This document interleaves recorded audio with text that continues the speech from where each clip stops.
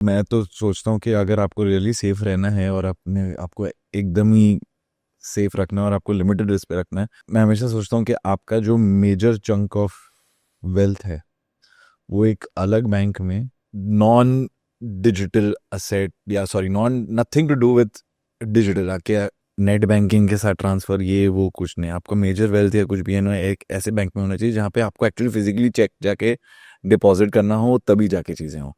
और फिर आप एक दूसरे बैंक में उतना ही रखो जितना आपको पता है कि आपको रिस्क है। See for example, if you have 10 lakh rupees for example, and you know that I can afford a risk of 50,000, 1 lakh, जो मेरा debit card, credit card, UPI, all these things जहाँ पे मैं बहुत ही फ्रिवलसली चीज़ें यूज़ कर रहा हूँ, तो उसको मैं एक अलग अकाउंट में रखूँ, अलग बैंक में रखूँ। और जो मेरा मेजर चंक है वो एक ऐसे बैंक में रखूँ जहाँ पे वो इंटरनेट से कनेक्टेड ना हो मेरी तरफ से। No credit card, no debit card, no net banking. अगर मुझे इस अकाउंट से वहां डालना तो मुझे फिजिकल चेक जाके वो करना है, तो that's a extremely safe way, I am guessing. नहीं, ये भी नहीं। I love it. सबसे पहले आपने सोचा कि भाई आपके बैंक अकाउंट में एक मोबाइल नंबर तो आपको ऐड करना ही पड़ेगा, बैर मिनिमम। तो there is something called SIM swap frauds.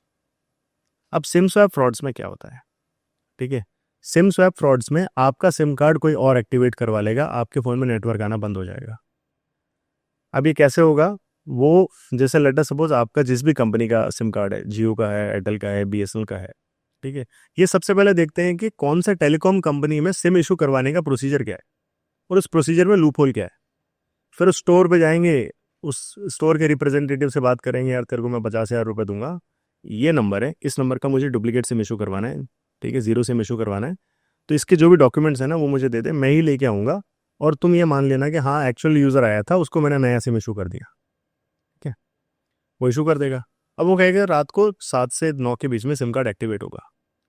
अब रात को जब मेरा एक्टिवेट हो जाएगा सिम कार्ड, एक्टिवेट होने के बाद में आपके फ़ोन में नेटवर्क आना बंद हो गया और आपका मैंने सिम कार्ड इशू करवाया था, आपके फ़ोन में नेटवर्क नहीं आ रहा, सारे नेटवर्क मेरे पास। अब सबसे पहले तो मैं चेक करूँगा आपका नेट बैंकिंग है कि नहीं है। मान लो नहीं है, और आपका बैंक ये ऑप्शन देता है कि ऑनलाइन आप नेट बैंकिंग एक्टिवेट कर लो, हम्म।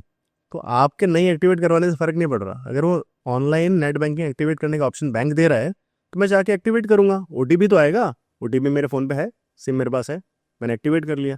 एक्टिवेट करके आप नेट बैंकिंग में लॉगिन करके बेनिफिशियरी अकाउंट से ऐड किया और सबके अंदर पेमेंट ट्रांसफर किया।